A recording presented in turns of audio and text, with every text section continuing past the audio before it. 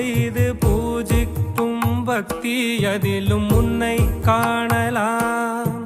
பசி என்று தன் முன் வந்து கையேந்தி கேட்கும் போது தன் உணவை தந்தால் கூட உன்னை காணலாம். உன்னை காண பல கோடி இங்கு வாரி இறைக்கிறார்கள். எளிதாக உன்னை சேர இங்கு யாரு நினைக்கிறார்கள். அலங்காரம் அதில் நீ இல்லை, அகங்காரம் மனதில் இல்லை. துளி கள்ளம் கபடம் கலந்திடாத அன்பில் இருக்கிறாய். உணர்ந்தே